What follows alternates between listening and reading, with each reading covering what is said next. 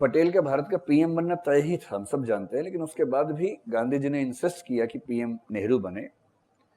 क्यों किया? डिबेट है। मेरा ख्याल है कि इसके पीछे एक प्रेगमेटिक बात ये थी, व्यावहारिक बात ये थी कि इस बात का अनुमान रहा होगा कि पटेल के पास समय बहुत ज्यादा नहीं है, नेहरू युवा हैं, तो संक्रमण काल में एक ऐसा व्यक्ति पीएम बने जो कम से कम 10-20 साल तक देश को संभाल सके। मेरा अनुमान है कि ये बात भी उनके मन में रही होगी। तो नेहरू पीएम बने। पीएम बनने के कुछ महीने में गांधी चले गए और लगभग 2 साल के बाद पटेल भी चले गए। ये अच्छा हुआ कि पटेल को 2 साल मिल गए। पटेल ने सब रियासतों को मैनेज कर लिया। आप सोचे कि 565 में से पाकिस्तान के हिस्से को छोड़ भी दें, अगर 530-35 भी रियासतें हों, जो आदमी 530 में से 529 नंबर लाता हो उसको आप क्या रैंक देंगे? 2 मुश्किल प्रश्न आए थे उसके पेपर में, एक जूनागढ़ का, एक हैदराबाद का। उन मुश्किल प्रश्नों को भी सॉल्व कर ही लिया। कैसे किया? थोड़ा सा वहां से इतिहास समझेंगे तो बात समझ में आएगी। जूनागढ़, आपको पता है कि भारत का जो ये गुजरात वाला हिस्सा है उसमें उसका जिक्र आता है, सौराष्ट्र के हिस्से में, यानी कि नीचे की तरफ। यहां पाकिस्तान का इलाका है।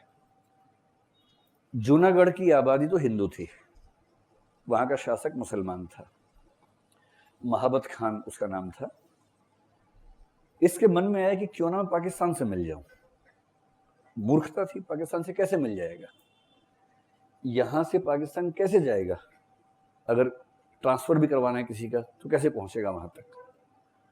पर ऐसा होता है कई बार, आदमी जोश में होश खो बैठता है। फिर उसको लगा कि पाकिस्तान मुझे शायद समुद्री मार्ग से सपोर्ट कर देगा। पाकिस्तान को भी ऐसा लगा। जिन्ना उस समय एकदम भूखे थे साम्राज्य के कि थोड़ा और स्थान मिल जाए, थोड़ी और जगह मिल जाए। 15 सितंबर 1947 को जूनागढ़ ने पाकिस्तान के साथ खुद को विलयित कर लिया, विलय पत्र पर साइन कर दिया। तिथियों से बात समझना आसान रहेगा ताकि आप समझें कि जो फैसले हुए उन फैसलों के समय कंडीशंस क्या थी। कंडीशंस पता हो तो फैसलों का तर्क समझ में आता है। भारत आजाद होने वाला है 15 अगस्त को, ये उसके कुछ समय बाद की बात है। माउंटबेटन हमारे गवर्नर जनरल थे, नेहरू पीएम थे, और पाकिस्तान ने गवर्नर जनरल बनाया जिन्ना साहब को। लेकिन अंग्रेजों ने एक सफाई क्या दिखाई, दोनों देशों की सेनाओं को अपने कंट्रोल में रखा संक्रमण काल के लिए, ताकि ये दोनों देश अचानक युद्ध न कर बैठे। तो भारत की सेना का संचालन भी अंततः एक ब्रिटिश कमांडर के हाथ में था, और पाकिस्तान की सेना भी अंततः ब्रिटिश कमांडर के हाथ में थी। और ये जानबूझ के किया था, मेरे ख्याल से ठीक ही किया था, वरना युद्ध ज्यादा होते।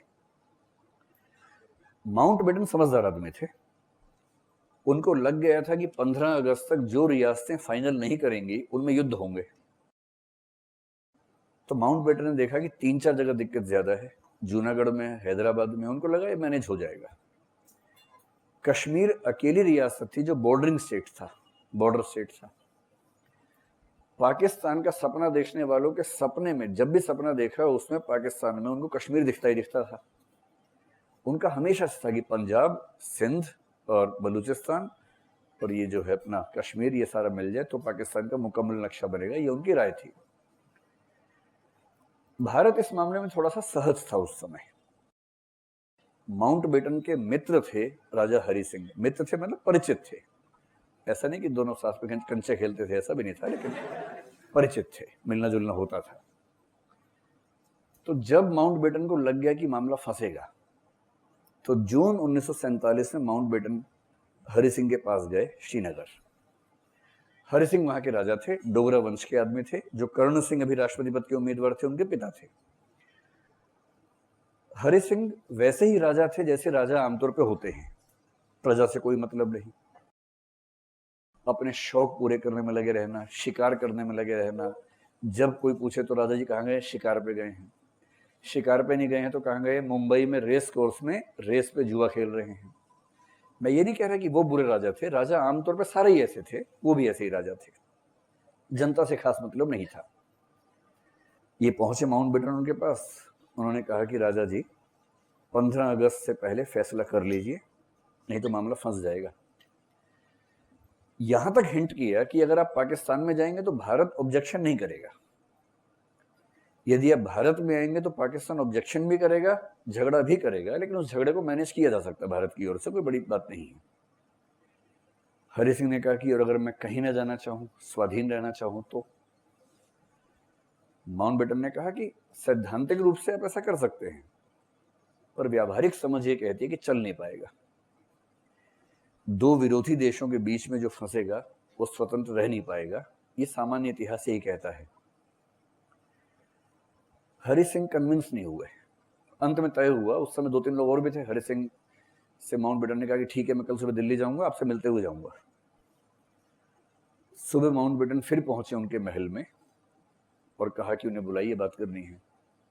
हरि सिंह की एक खास अदा थी, जब वो नहीं मिलना चाहते थे एक चिट्ठी भेजते थे कि मेरे पेट में दर्द है। तो उनके एक अधिकारी ने चिट्ठी ला के दी, जिसमें लिखा था कि साहब के पेट में दर्द है, अभी नहीं मिल पाएंगे।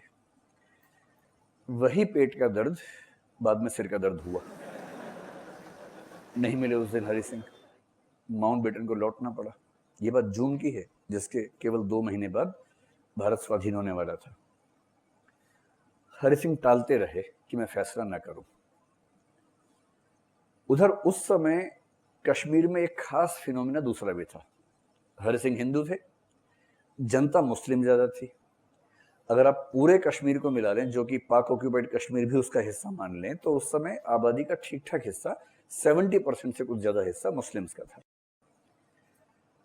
इस वजह से जिन्ना मान के चल रहे थे कि कश्मीर हमें मिलेगा। और भारत का स्टैंड ये था कि भारत तो सेक्युलर स्टेट है, धर्मनिरपेक्ष राष्ट्र है, और धर्मनिरपेक्ष राष्ट्र को इस बात से फर्क ही नहीं पड़ता कि हिंदू है कि मुसलमान है, कोई भी हमारे देश में आ सकता है। तो भारत का स्टैंड ये था कि धर्मनिरपेक्ष राष्ट्र में हिंदू मुसलमान कोई भी आ सकता है, इससे क्या फर्क पड़ता है।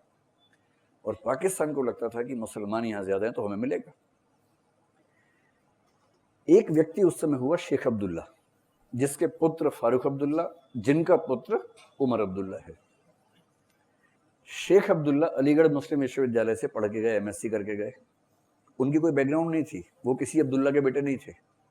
समझिए बात का मतलब, अब्दुल्ला के बेटे थे लेकिन पॉलिटिक्स वाली फैमिली से नहीं थे। इतना पढ़ा लिखा होनहार व्यक्ति था, जब जम्मू कश्मीर गया जहां का वो था, उसने वहां नौकरी चाहिए तो नौकरी नहीं मिली। ऐसा कहते हैं कि नौकरी उस समय वहां पर हिंदुओं को ही मिलती थी, क्योंकि शासक हिंदू था, वो मुसलमानों को बहुत अच्छी नौकरी देने से बचता था।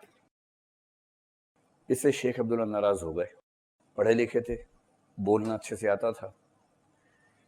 उन्होंने कश्मीर वैली में आंदोलन चलाया राजा के खिलाफ, कश्मीर छोड़ो आंदोलन। यहाँ भारत छोड़ो चल रहा था, वहां कश्मीर छोड़ो चल रहा था। और वो इतने अच्छे वक्ता थे कि देखते ही देखते जनता उनके साथ में आने लगी, और वो इतने पॉपुलर हो गए वैली में, कश्मीर घाटी में, जम्मू में नहीं, लद्दाख में नहीं, वैली में इतने पॉपुलर हो गए कि लोगों ने उनको अपना एकमात्र नेता जैसा मानना शुरू कर दिया। और उनका एक ही स्टैंड था कि ये व्यक्ति यहां से हटना चाहिए, राजा हरि सिंह। लोकतंत्र होना चाहिए, इलेक्शंस होने चाहिए। और मजे की बात है कि शेख अब्दुल्ला समाजवादी भी था, सोशलिस्ट था, सेकुलर आदमी था। उसने मुस्लिम लीग को लगभग नफरत की निगाह से देखा। जिन्ना ने बहुत कोशिशें की कि कश्मीर को कंट्रोल करने के लिए शेख अब्दुल्ला को मिला लें। शेख अब्दुल्ला का सिंपल स्टैंड था कि मुस्लिम लीग से बात तक नहीं करनी चाहिए, क्योंकि हमें हिंदू मुसलमान बांट के नहीं देखना है, हमें कश्मीरियत पर काम करना है। वो पॉपुलर हो गया। एक ऐतिहासिक संयोग ये भी है कि शेख अब्दुल्ला और नेहरू दोस्त थे। मैं इतना ही कह रहा हूं, इसके आगे कुछ लोग कहते हैं कि दोस्ती में कहा ले जा कश्मीर, ऐसा नहीं होता है, बेकार की बातें हैं। दोस्त इसलिए थे कि दोनों समाजवादी थे, सोशलिस्ट थे, सेकुलर थे। और क्योंकि शेख अब्दुल्ला कश्मीर में बहुत लोकप्रिय था, इससे नेहरू को लगता था कि जनता की सरकार बनेगी तो बेहतर होगा, राजा की सरकार बेहतर नहीं होगी। इन्हीं सब कंफ्यूजन्स के बीच 15 अगस्त 47 हो गया, भारत आजाद हुआ। उस समय तक न जूनागढ़ का फैसला हुआ, न हैदराबाद का फैसला हुआ, न कश्मीर का फैसला हुआ, बाकी सबके फैसले